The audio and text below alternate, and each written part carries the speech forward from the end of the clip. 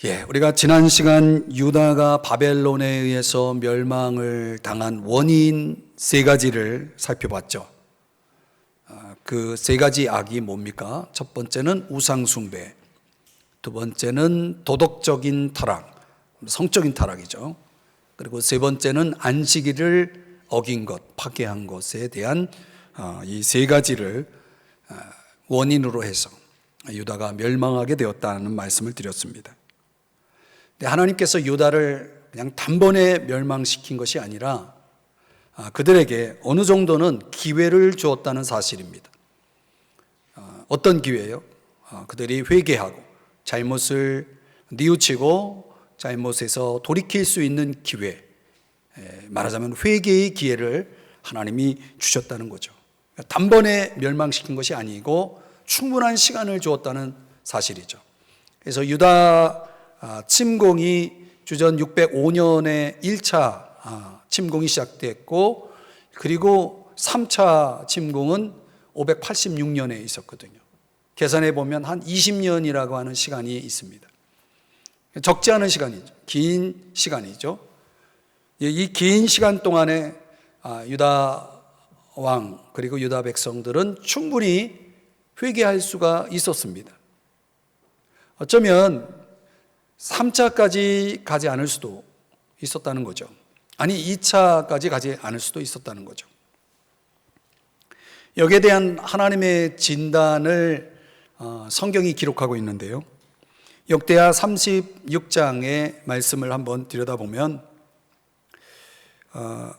5절에 여호야김이 왕위에 오를 때에 나이가 25세라. 여호야김 왕의 이야기입니다. 예루살렘에서 11년 동안 다스리며 그의 하나님 여호와 보시기에 악을 행하였더라.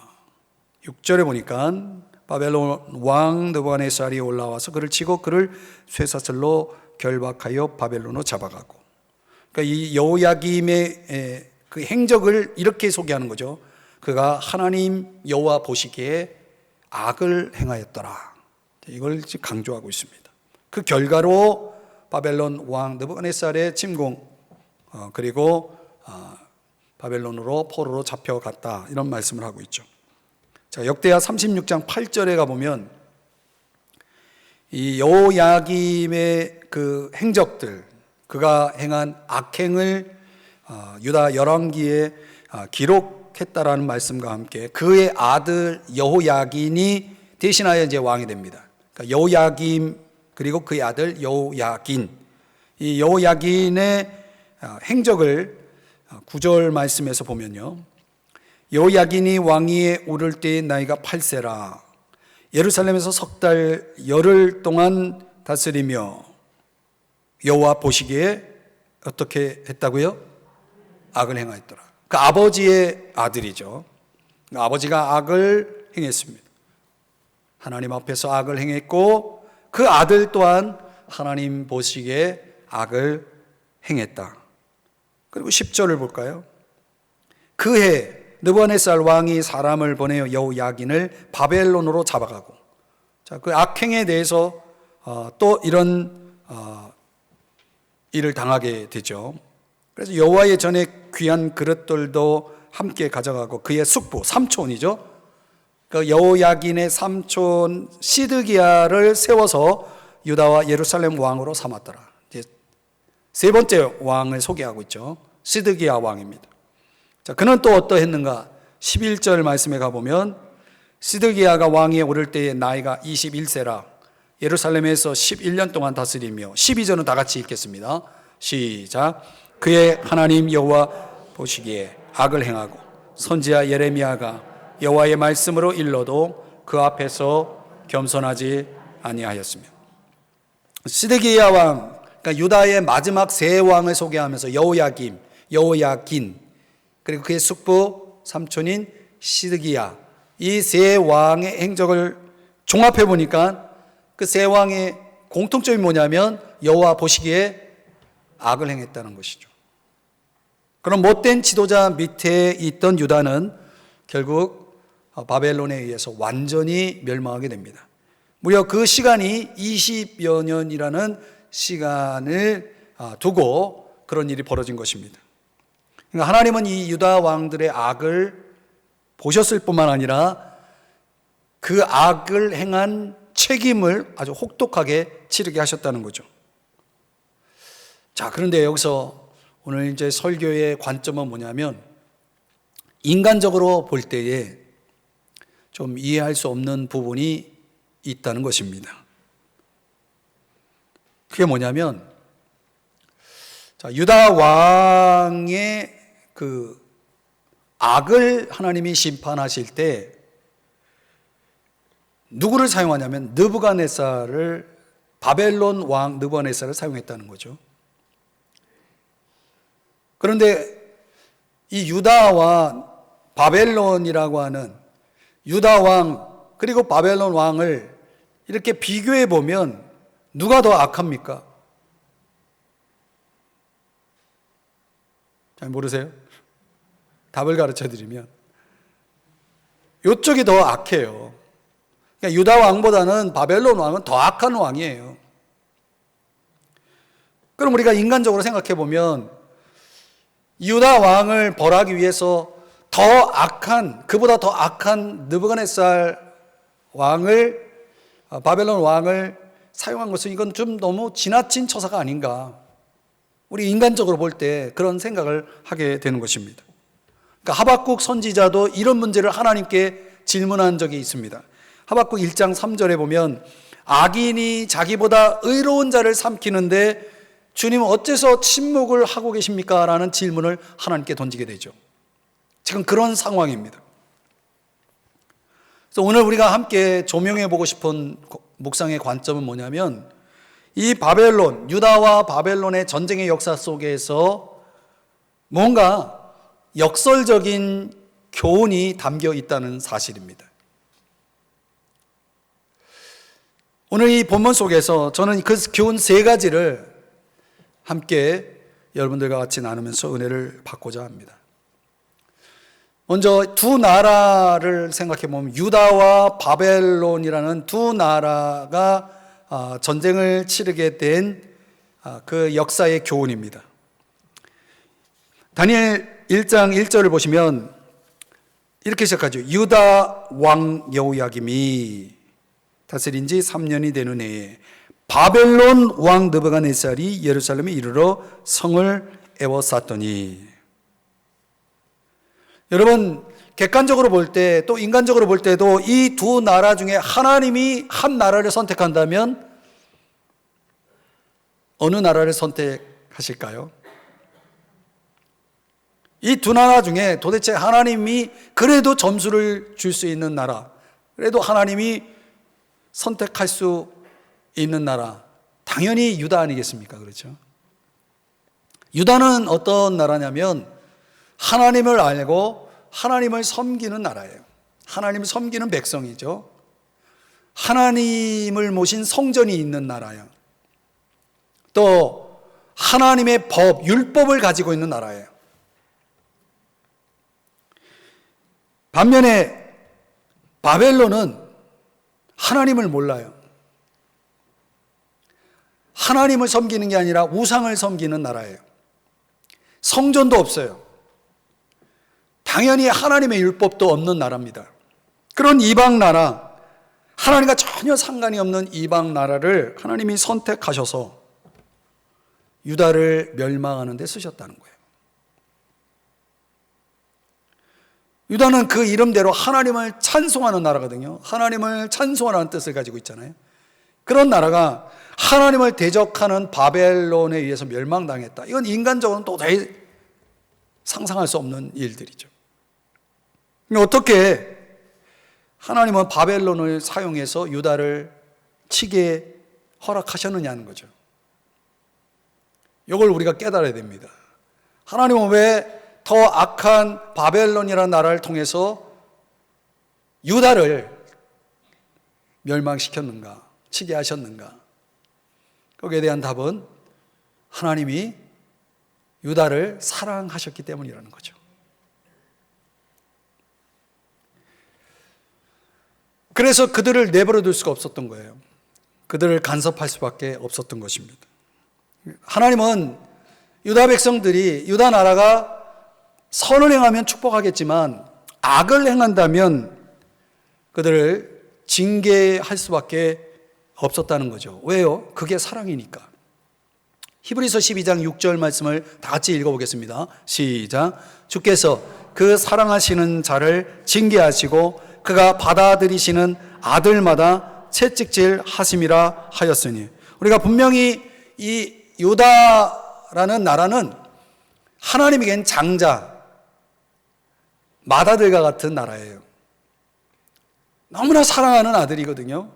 그 사랑하는 자를 주님이 징계하신다? 채찍질 하신다? 당연한 거예요. 왜냐하면 그걸 통해서 그들이 단련을 받을 수 있기 때문이죠. 그래서 히브리서 12장 11절에 뭐라고 말씀하는지 한번 현대인의 성경으로 같이 읽어봐요. 시작. 징계를 받을 당시에는 그 징계가 달갑지 않고 괴로운 것 같지만 후에 그것으로 단련을 받은 사람들은 의와 평안의 열매를 맺습니다. 결국 이 유다는 하나님이 사랑하는 장자이기 때문에 그들이 지금 악한 길로 가고 있거든요. 잘못된 길로 가고 있거든요. 그런데 그 사랑하는 아들을 하나님이 그냥 내버려 두세요? 그럴 수 없는 거예요. 그 잘못된 길을 가고 있는 유다 나라를 하나님은 바벨론이라는 채찍을 사용하신 거죠. 그래서 그들로 하여금 우상숭배, 그런 도덕적인 타락들, 안식일을 어기는 그런 죄악들을 어떻게 해요? 버리게 하셨다는 것입니다. 그래서 유다는 후에 어떻게 됩니까? 그들의 잘못을 회개하고 이제 하나님 앞에 돌아오고 하나님은 그들을 다시 일으켜서 세계 강국으로 발돋움하게 하시지 않았습니까? 우리나라도 마찬가지거든요. 하나님께서 우리의 역사 속에도 그런 비슷한 일을 겪게 하셨잖아요. 여러분 6.25 전쟁을 기억하시죠? 그 6.25 전쟁이 일어날 때 많은 그리스도인들이 죽었죠. 하나님께서 우리나라를 그냥 그렇게 끝장내지 아니하시고 그 전쟁을 겪고 나서 이 나라를 어떻게 하셨습니까? 이 나라를 정화시킨 후에 새롭게 하셔서 지금 세계 경제 강국으로 하나님 세워주시지 않았습니까? 제가 이 시간 우리나라 역사를 지금 나누는 시간이 아니기 때문에 말씀은 못 드리지만은 6.25 전쟁과 관련된 그런 한국 교회사를 공부해 보면 하나님께서 한국 교회가 가장 하나님의 마음을 아프게 하고 있을 때 하나님께서 6.25 전쟁을 허락하셨다. 이렇게 한국 교회사에서는 그렇게 가르치고 있어요. 설명해 주고 있거든요. 실제로 이 나라가 어떻게 또 재건되고 회복될 수 있었느냐라고 하는 것에 대해서 물론 일반 사람들은 그렇게 역사를 해석하지는 않지만 우리 한국 교회사에서는 그것이 다 하나님이 교회를 정화시킨 결과로 이 나라를 다시금 부강케 했다라고 하는 것으로 그렇게 결론이 납니다. 저는 또 그렇게 믿고 있고요. 하나님이 정말 사랑하는 자를, 그 사랑하는 자를 볼 때 그 사랑하는 자가 잘못된 길을 가면 하나님은 가만히 계실 수가 없는 것입니다. 때로는 인간적으로는 도저히 이해할 수 없는 방법으로 하나님이 우리에게 채찍질을 하십니다. 바벨론이라는 채찍을 통해서 유다라는 나라가 이제 하나님 앞에 돌아오게 되는 거죠.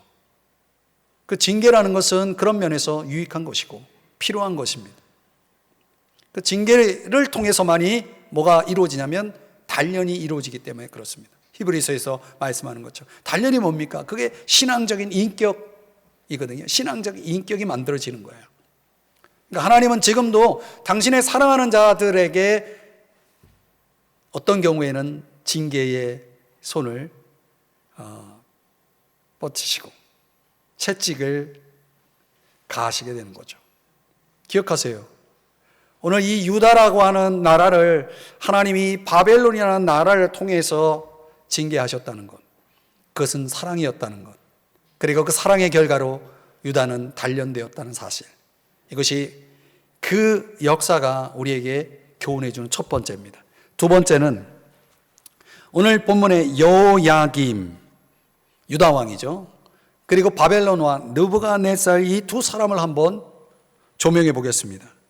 1장 1절을 다시 보시면 유다 왕 여호야김이 다스린 지 3년이 되는 해에 바벨론 왕 느부갓네살이 예루살렘에 이르러 성을 에워쌌더니, 사실 이 여호야김이 유다를 다스리는 기간은 11년 정도 됐습니다. 11년 동안 유다를 다스린 거예요. 그러면 11년 동안 뭐 했느냐? 악을 행했다라고 성경은 말하고 있습니다. 그러니까 나라를 다스리면서 통치하면서 악을 행한 거예요. 그런데 이 여호야김은 어떤 사람이냐면 하나님이 세우신 나라 유다의 왕이었다는 거예요. 하나님이 세운 왕이에요. 그것도. 반면에 느부갓네살은 어떤 사람입니까? 느부갓네살은 하나님 전혀 모르는 사람이에요. 하나님을 대적하는 이방 나라의 왕이거든요. 그런데 하나님이 어떻게 그런 사람을 선택하셔서 여호야김을 벌하십니까? 포로로 잡아갈 수 있습니까? 이 또한 우리가 이해하기가 어려운, 인간적으로 볼 땐 그렇다는 거죠. 여호야김보다 훨씬 더 악한 느부갓네살, 하나님과 전혀 상관이 없는 그를, 당연히 하나님은 여호야김에게 손을 들어줘야지, 여호야김을 선택해야지 더 악한 느부갓네살을 하나님이 선택하셔서 유다 왕을 벌하신다는 게 이게 도대체 어떻게 가능한가? 훨씬 더 많은 악행을 저지른 느부갓네살을 벌하지 아니하시고 하나님은 그를 통해서 여호야김을 벌하신 그 이유가 뭐냐? 우상숭배로 말하면 느부갓네살을 얼마나 더 철저하게 우상숭배를 했겠습니까? 도덕적으로 타락했다면 느부갓네살은 얼마나 더 타락했겠어요? 그에게 안식이라는 게 있었습니까? 그는 안식일조차도 없는 그런 사람이에요. 뭐 어긴 정도가 아니라 안식일 자체가 없는 사람이에요. 그런 느부갓네살을 하나님이 선택했다는 거예요. 여러분, 여호야김을 생각해 보면 여호야김이 어떤 가문인지 아십니까? 그 조상을 따라 올라가면 아브라함의 후손이에요. 다윗의 직계자손이거든요. 거기에다가 여호야김의 아버지가 누군지 알아요? 여호야김의 아버지 관심 없어요? 여호야김의 아버지가 유다의 4대 부흥의 역사 중에 한 부흥의 역사를 주도한 요시야 왕이에요. 그 요시야 왕에 대해 성경 어떻게 기록하는지 한번 볼까요? 열왕기하 말씀인데 한번 천천히 한번 같이 그 여호야김 아버지의 그 삶이 어땠는지, 그 신앙이 어땠는지 한번 읽어보겠습니다. 시작. 이처럼 요시야 왕과 같이 마음과 정성과 힘을 다하여 여호와를 섬기고 모세의 모든 율법을 철저하게 지킨 왕은 요시야 왕 이전에도 없었고 그 이후에도 없었다. 여러분, 이런 아버지예요. 이런 아버지. 그럼 우리가 인간적으로 생각해 보면 아버지 요시야를 봐서라도 여호야김 좀 봐줘야 되는 거 아니에요? 좀 그를 좀 선택해서 써 주셔야 되는 거 아니에요? 그리고 가만히 생각해 보면 하나님이 여호야김을 선택해서 반대로 느부갓네살이 공격해 왔을 때 그 느부갓네살 왕을 만약에 그들의 공격을 막아내고 승리했다면, 여호야김이 느부갓네살을 이겼다면 하나님이 영광을 받지 않았을까요? 느부갓네살이 여호야김을 이김으로 말미암아 이 주변 나라들이, 이방 나라들이 주변 사람들, 믿지 않는 사람들, 하나님을 믿지 않는 사람들이 얼마나 하나님을 향해서 또 유다 나라를 향해서 조롱을 했겠습니까? 비난을 했겠습니까? 하나님께 전혀 영광이 되지 않는 이런 결과물을 하나님은 도대체 왜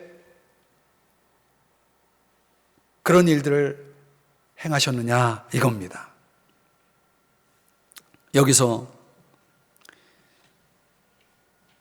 그런 가운데 여호야김의 이 신세를 우리는 어떻게 해석해야 하느냐는 거죠. 때때로 여러분, 우리 믿는 사람들이 믿지 않는 사람들에 의해서 비슷한 상황을 겪을 수가 있다고 하는 것이죠. 자, 그렇다면 성경이 여기에 대해서 우리에게 어떤 지혜를, 어떤 해답을 주고 있는지 한번 이사야 말씀을 한번 들여다보겠습니다. 이사야 55장 8절 9절 말씀을 다 같이 읽어봅니다. 시작. 이는 내 생각이 너희의 생각과 다르며 내 길은 너희의 길과 다름이니라. 여호와의 말씀이니라.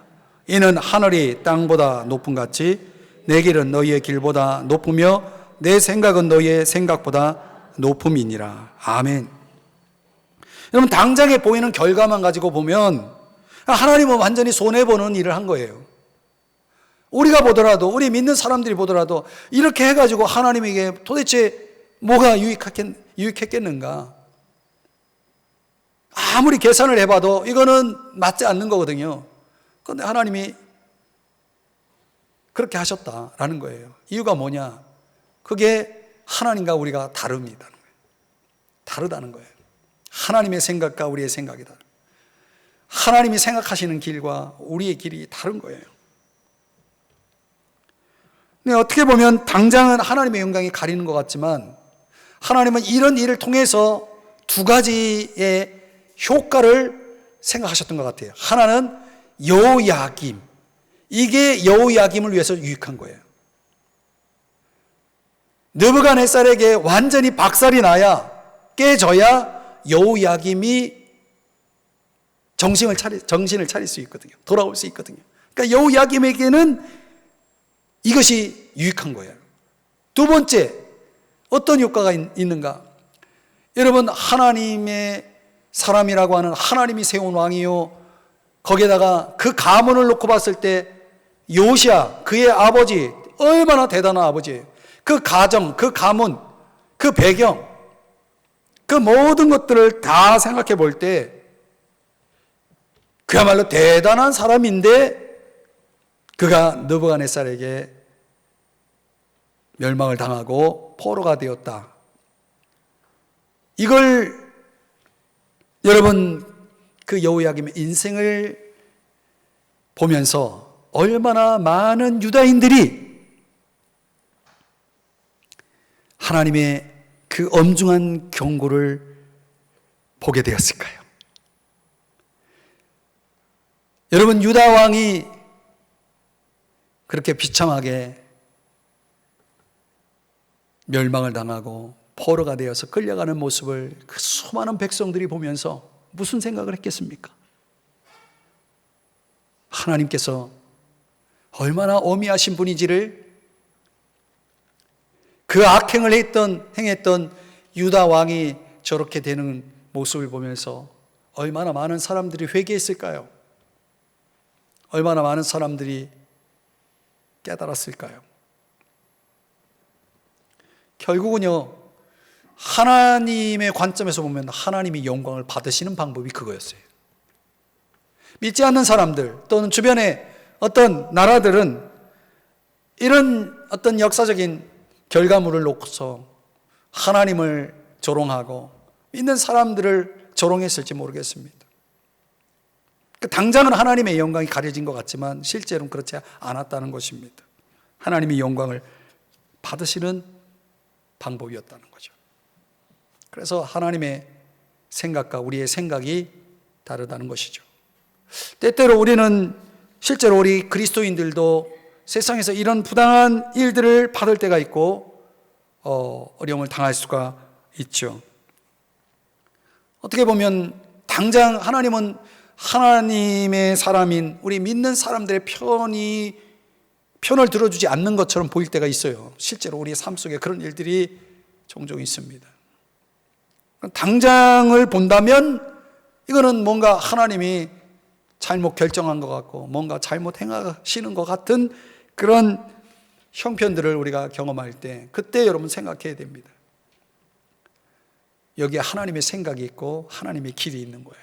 하나님의 뜻이 있는 거예요. 이럴 때 자신을 돌아봐야 되는 겁니다. 여호야김은 이럴 때 내가 왜 이런 신세가 되었는지를 그는 깊이 깨닫고 하나님 앞에 회개하며 돌아왔어야 한다는 거예요. 우리 신앙인들은요, 내 생각과 다른 것을 만나면 원망하고 불평하기 쉬울 수 있습니다. 그러나 그것이 기회입니다. 하나님이 우리에게 주신 기회라는 거예요. 어떤 기회입니까? 나를 돌아볼 수 있는 기회입니다. 내 문제가 아니라 저 사람의 문제라 하더라도 저 사람을 통해서 하나님은 나를 성찰하라고, 여호야김을 통해서 유다 백성들에게 자신들을 돌아보라고 하나님은 경종의 메시지를 보내고 계셨던 것이죠. 오늘날 나와 상관없는 내 주변에서 일어나는 일들을 보면서 여러분들 우리는 무엇을 하고 있습니까? 성찰해야 됩니다. 자신을 깊이 돌아보면서 자신을 정화하는 일에 힘써야 된다는 거죠. 혹이나 내가 지금 억울한 일을 당하고 부당한 일을 당했을지라도 그 어려움을 주는 자들을 주님의 손에 맡기고 그리고 하나님께 깊이 있게 자신을 성찰하면서 우리 주님 앞에 자신을 깨끗하게 하는 그런 기회로 삼아야 된다는 거죠. 로마서 12장 19절에 보면 원수를 친히 갚지 말라라고 그랬어요. 우리가 하나님 앞에 맡길 것이 있고 또 내가 할 것이 있습니다. 나는 나를 돌아보는 일을 해야 되고 또 원수, 부당한 일을 행하는 이들에 대해서는 하나님께 맡기라는 거예요. 그럼 하나님께서 처리하신다는 거죠. 참 놀라운 교훈이 여기에 있는 것입니다. 하나님이 주신 기회라는 것이 종종 우리에게는 내 생각과 내 길과 다른 어떤 상황에서 나타난다는 거예요. 이걸 잘 좋은 그런 성장의 기회로, 정화의 기회로 삼으면 이제 하나님께서는 우리를 다시 높여주시는 겁니다. 여호야김을 다시 높여주실 수 있었습니다. 그런 것처럼 우리에게도 그런 은혜를 주시는 겁니다. 마지막 세 번째는 하나님과 인간에 대한 교훈입니다. 여기서 말하는 인간은 느부갓네살을 지금 말씀하는 겁니다. 여러분, 오늘 성경에 보면 느부갓네살은 바벨론 왕이고 이제 유다와 예루살렘을 정복했죠. 그뿐입니까? 이전에 당시 세계를 호령하던 그 북쪽의 아수르를 정복했고 그리고 남쪽에는 그 쟁쟁한 애굽까지도 정복한 왕이에요. 그리고 그 전략적인 요충지인 중간에 있는 이 유다와 예루살렘까지도 정복을 했어요. 그런데 이 느부갓네살은 못 말리는 사람이에요. 왜 자꾸 푸틴이 생각나는지 모르겠어요. 이 말씀 묵상하면서 자꾸 그 사람이 생각이 나더라고요. 진짜 못 말리는 사람이에요. 그가 가는 길을 막을 수 있는 나라가 없었어요. 사람이 없었어요. 오늘 성경이 말하는 것처럼 그는 하나님이 없는 사람이에요. 하나님의 존재를 인정하지 않습니다. 그런 사람이기 때문에 그가 유다와 예루살렘을 정복한 표시로서 그가 한 일이 뭐냐면 하나님의 성전을 짓밟는 일이었어요. 그 성전의 그릇들을 다 가지고 어디로 가져가냐면 자신이 숭배하고 섬기는 바벨론 신의 신전에 그 그릇들을 다 갖다 놨다는 거예요. 이게 하나님을 얼마나 모독한 행위예요. 그렇죠? 그런 대단한 왕 느부갓네살, 그의 성공적인 정복, 이걸 어떻게 우리는 성경적으로 해석을 해야 되느냐는 거죠. 그의 그 성공을 우리는 어떻게 들여다봐야 됩니까? 그렇게 악하고 그렇게 못된, 그렇게 신앙이 없는 그런 인간을, 그럼에도 불구하고 그런 대성공의 역사의 중심에 있었던 그 느부갓네살을 우리는 어떻게 해석해야 되겠습니까? 성경을 볼까요? 1장 2절. 한번 이 말씀 다 같이 또 읽어보겠습니다. 시작. 주께서 유다왕 여호야김과 하나님의 전 그릇 얼마를 그의 손에 넘기심에 그가 그것을 가지고 신할 땅 자기 신들의 신전에 가져다가 그 신들의 보물 창고에 두었더라. 여러분, 이 말씀을 잘 들여다보시면 느부갓네살 한 인간의 성공은, 그가 이룬 업적은, 정복은 다 누구의 허락을 받았기 때문에 가능했다? 주께서예요, 주께서. 여러분, 이걸 잘 깨달으셔야 됩니다. 느부갓네살은 대단한 사람이지만 그 위에 누가 있었다? 주님이 있었다는 거예요. 그 근거가 뭐냐면, 유다가 망하기 전에 약 150년 전에 하나님께서 이 사건을 선지자 이사야를 통해서 보여주셨어요. 알게 하셨어요. 그 말씀이 이사야 39장 6절의 말씀이에요. 한번 읽어볼까요? 시작. 보라, 날이 이르리니 내 집에 있는 모든 소유와 내 조상들이 오늘까지 쌓아둔 것이 모두 바벨론으로 옮긴 바 되고 남을 것이 없으리라. 여호와의 말이니라. 보세요. 얼마나 정확한 내용이에요. 150년 전에 지금 일어날, 지금 오늘 다니엘서에서 보고 있는 일들이 이미 150년 전에, 그 일이 있기 150년 전에 하나님은 말씀하셨다는 거예요. 하박국 선지자를 통해서도 또 하나님께서 알려주신 내용이 하박국 1장 6절의 말씀을 보면 갈대아 사람을 일으켰나니 그랬어요. 이 갈대아 사람이 바벨론 사람들을 얘기하는 거예요. 유다가 지금 누구에 의해서 점령이 될지를 하나님은 미리 선지자를 통해서 다 알려주셨다는 거죠. 역대하 34장 24절 25절의 말씀에 의하면 이 유다가 받을 재앙과 그 원인에 대해서도 설명하기를, 이런 재앙들을 내리는데 유다 앞에서 읽은 책에 기록된 모든 저주대로 할 것이다 하면서 25절 말씀 다 같이 읽습니다. 시작. 이는 이 백성들이 나를 버리고 다른 신들에게 분향하며 그의 손의 모든 행위로 나의 노여움을 샀음이라. 그러므로 나의 노여움을 이곳에 쏟음에 꺼지지 아니하리라 하라 하셨느니라. 아멘. 그러니까 느부갓네살이 유다를 점령할 수 있었던 이유가 뭐예요? 그가 강했기 때문에? 그가 뛰어난 사람이기 때문에요? 아니에요. 하나님이 허락하셨기 때문이에요. 우리가 이런 역사관을 가지고 살아야 됩니다. 그렇다면 느부갓네살은 어떤 사람인가? 성경으로 해석을 하면 그는 하나님의 뜻을 이루기 위한 도구에 불과했다는 거예요. 이미 여러 선지자를 통해서 말씀하신 그대로 하나님은 하나님의 뜻을, 누구를 향한, 유다를 향한 하나님의 뜻을 이루기 위해서 이미 다 계획해 놓고 있었다는 거죠. 결국 그 역사적으로 가장 큰 제국을 이룬 느부갓네살 왕은 하나님의 뜻을 이루어 드리는 존재에 지나지 않았다는 것이죠. 오늘 이것을 우리에게 또 적용해 보면 이런 교훈을 던져줍니다. 하나님이 우리 인생에 허락하시는 모든 성공들을 돌아보세요. 내가 대단한 것입니까? 내가 잘한 것입니까? 아니에요. 하나님이 허락하신 거예요. 여러분, 에스더의 성공이 에스더가 대단한 여인이었기 때문입니까?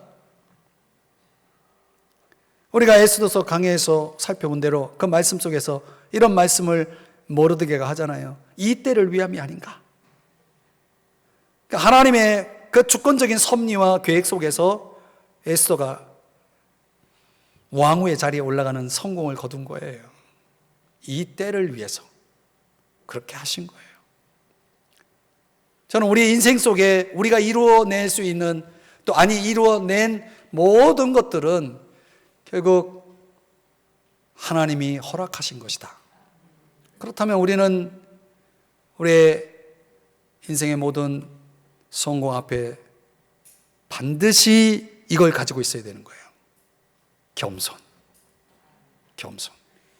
이제 보세요. 여러분 뒤에 가서 보겠지만 느부갓네살이 하나님 앞에 회개하는 일이 나와요. 그가 자신이 이룬 것이 하나님이 허락하시고 주신 거라는 사실을 깨닫고 나중에 느부갓네살 왕이 회개하고 하나님 앞에 돌아옵니다. 겸손을 배운 거죠. 사람이 겸손을 배우기까지 굉장히 오래 걸려요.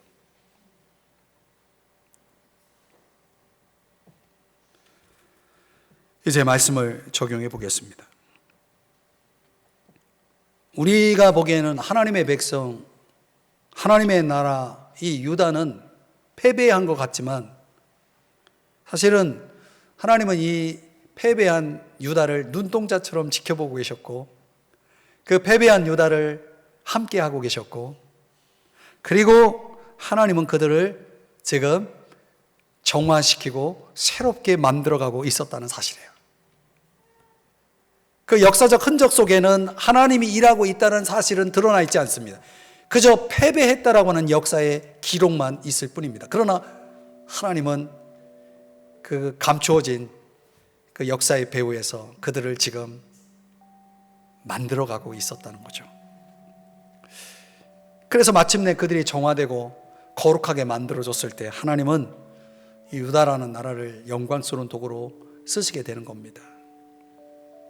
이런 공식은요, 우리 모든 사람들의 인생에도 적용이 됩니다. 지금 우리의 패배와 약함이, 지금 아픔과 슬픔이 궁극적으로는 우리의 강함과 승리를 만들어 가기 위한 과정이라는 거예요. 과정. 여러분, 진주와 같이 값진 보석이 그냥 만들어지지 않습니다. 큰 고통을 견뎌내서 진주라는 보석이 만들어지는 것처럼 그런 거죠. 인도의 유명한 시인 타고로가 젊었을 때 지붕에 이렇게 지붕이 달려있는 배를 타고 몇 달씩 이렇게 시간을 보냈다고 합니다. 그가 배 안에서 어느 날 철학자 크로체의 유명한 미학이라는 논문을 읽고 있었습니다. 촛불을 켜고 거기에 그 논문에 매료돼서 열심히 그 논문을 읽어 나가고 있을 때에 그때 갑자기 촛불이 꺼지는 거예요.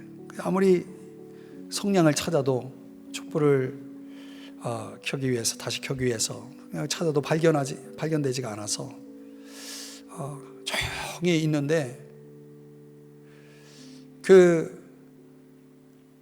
자신이 지금 배 그 밑에서 책을 보고 있는 그 공간에서 이렇게 보니까 저 밖에서 작은 그 불빛이 비춰오는 거예요. 그래서 밖으로 나갔어요. 배전으로 나간 거죠. 나갔더니 아주 밝고 둥근 달이 떠 있는 거예요. 그리고 그 달빛에 흐르는 강물이 쫙 비춰지니까 얼마나 경이로운지,